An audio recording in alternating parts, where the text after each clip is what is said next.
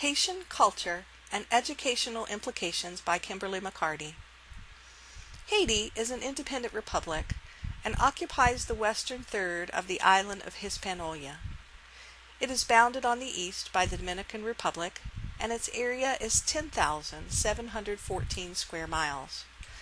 The country consists of two peninsulas. About two-thirds of the country is mountainous. The numerous rivers have their source in these mountains. It has a tropical climate. The temperature averages 80 degrees with little variation.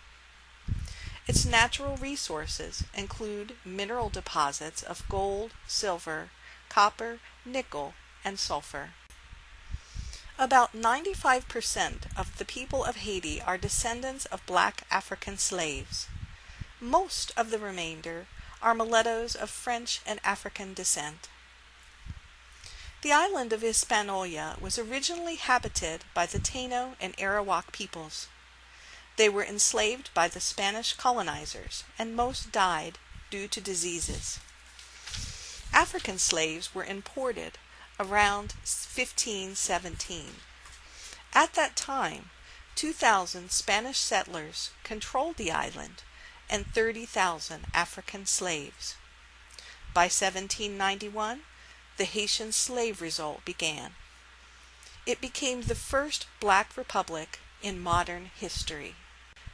Today, Haiti continues to have political instability, and clashes between the government and opposition groups can be violent.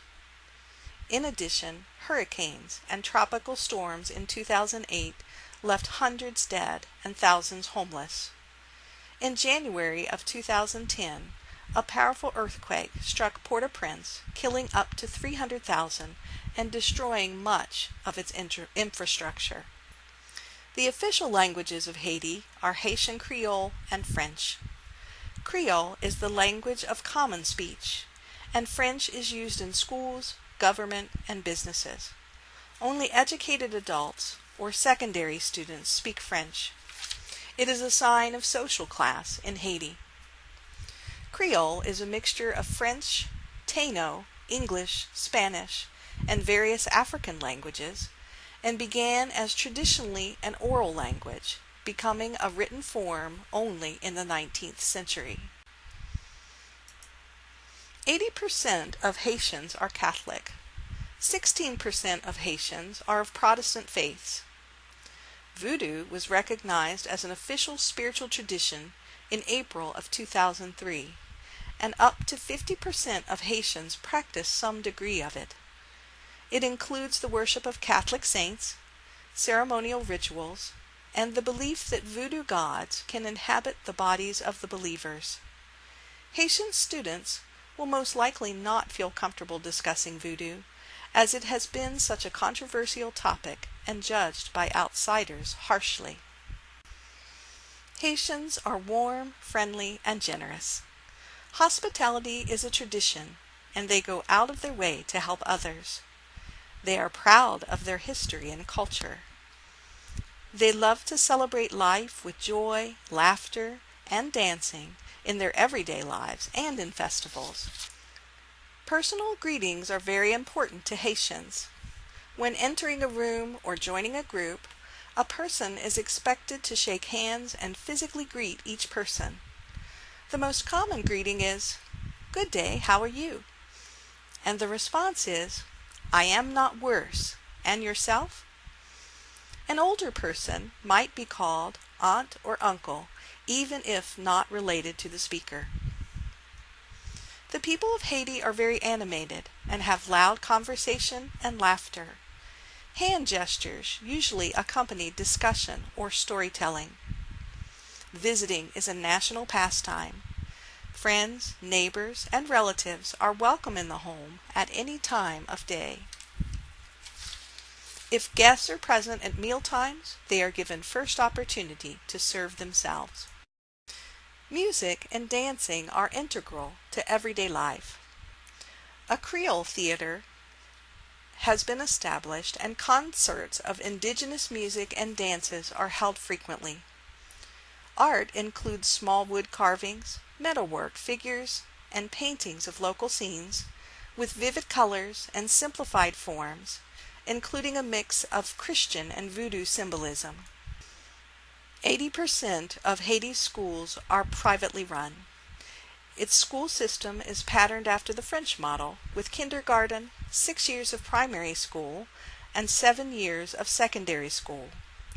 The poorer students will commonly end their education after primary school and begin working. After passing an exam, students who can afford it will go on to secondary school. The educational system does not often adequately prepare students to pass these exams. In general, schools lack qualified teachers and necessary materials. Even in public schools, parents are responsible for enrollment fees, books, uniforms, and school supplies.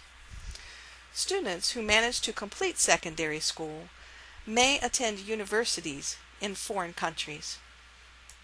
Students from Haiti may take very submissive roles in the classroom and will need to be encouraged to assert themselves. Girls from Haiti especially have been trained to be meek and seldom volunteer, and may defer to males in discussions. Talking, laughter, and movement may feel more like the norm to a Haitian student rather than a quiet classroom. Use questions of a personal nature by the student to the teacher as a teachable moment. This teaches them to be bicultural as well as bilingual. Consider that parents may prefer face-to-face communication as their preferred way of dealing with teachers.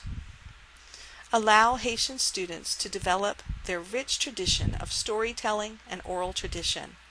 Use activities that encourage oral interaction and class discussion.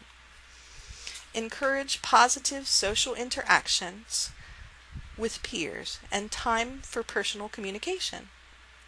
Discuss with the student their past educational background and language arts learning. Francois Grosjean states in his book, Bilingual Life and Reality, that people can become bicultural at any time during their life. Helping students from Haiti to have a positive attitude toward both their Haitian culture and the American culture can help them to have a well-developed social network in the two cultures.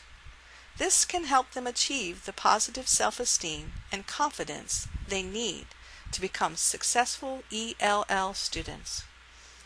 I hope you have enjoyed my presentation. Wangalo wale